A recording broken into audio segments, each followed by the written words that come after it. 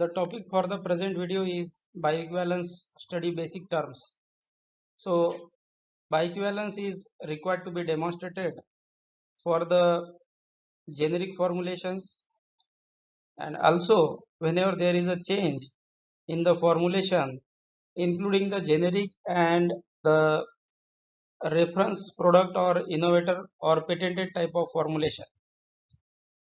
So bioequivalence is the key requirement for the pharmaceutical formulations. Many of the professionals and students find some terms difficult to understand, and that's why this video is uh, made for those people and professionals and students to give them the clarity about the terminologies. Other videos will be coming very soon for the remaining terminologies. The first term is bioequivalence.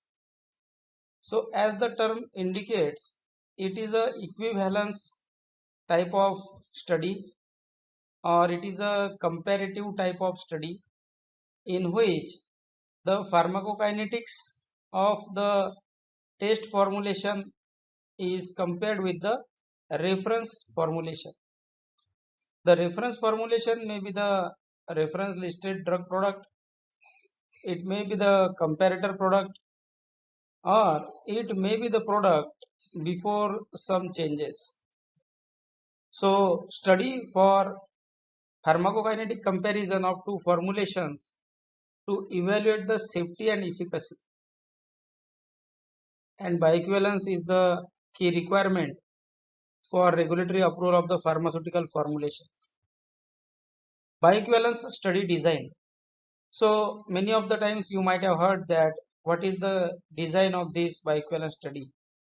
So study design is nothing but it is a plan or a strategy, or you can say a way for making or for doing the bioequivalence studies or for evaluation of the bioequivalence. So bioequivalence study design is a plan or way or strategy, you can say, for bioequivalence studies. Then bioequivalence study period. Period terminology is there. So period, it is only a time of treatment. Then one terminology is there, that is sequence. So sequence is order of treatment. Then bioequivalence study types. What are the study types, or what is the meaning of study type? So many of the times it is said that it is a pharmacokinetic study or it is a pharmacodynamic study. So if it is a pharmacodynamic study, it is called as clinical study. Generally for generic formulations, pharmacokinetic studies are performed and required. So crossover and parallel, these two terminologies are there. So what do you mean by crossover? Crossover study means in this study the subjects or population is divided into two groups. For example, you have taken 100 people or subjects or sample of the population, divide those 100 people into two groups of 50 each, and each 50 persons group will receive the test formulation at one time, another group will receive the reference formulation, and then it will be crossover. The group which have taken the reference formulation will take test formulation, and the group which has taken test formulation will take the reference formulation. That's why this study is called as crossover. Then another study type is parallel study.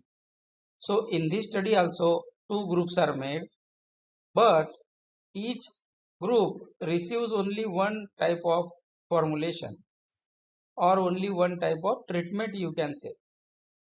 So if you have taken 100 people divided into two groups of 50 each, now group A and group B are there. Group A will receive or will take treatment with formulation test, and another will take a reference. and after this the study will get completed. So one group receives treatment with test and other with reference. Then crossword study way. So way is the term used for bioequivalence studies, two-way or three-way or four-way. So what is the way terminology? So crossword study only can be done in two-way, three-way or four ways. Crossword study which is done in three-way or four-way is also called as replicate study. So if it is a three-way study, it is called as partial replicate. And what is the meaning of replicate terminology? Replicate means there will be three treatments: reference, then test, once again reference. So crossover study in which the treatment is repeated, that is called as a replicate. If it is a three-way, it is called as partial replicate.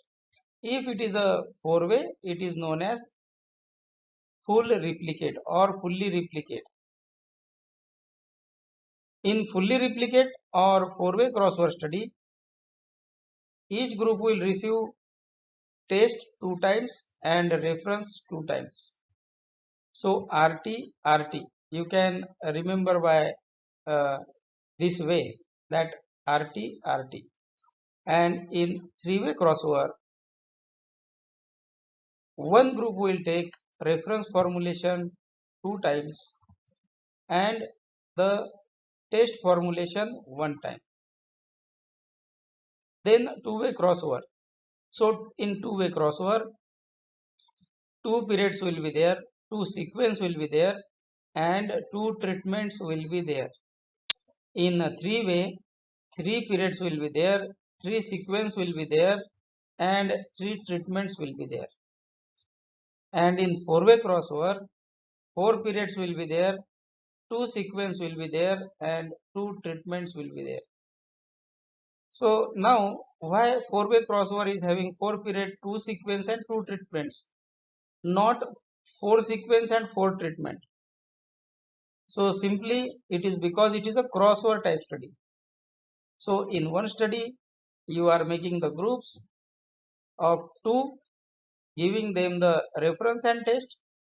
Once again, you are doing the crossover. So two sequence will be there and two treatments will be there.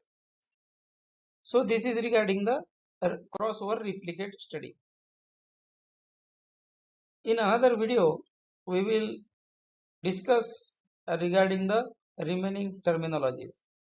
See, without understanding the bioequivalence terminologies, we cannot understand the motive of the bioequivalence, we cannot understand the protocol, and we cannot understand the results. Also, to understand the results and interpret the results, we should have complete understanding about the terminologies. So I am trying to gather the terminologies and their uh, meanings in a simpler ways. So keep watching the videos and also share these videos in your friends and colleagues so that they will also get benefited from this knowledge. Thank you for watching the video.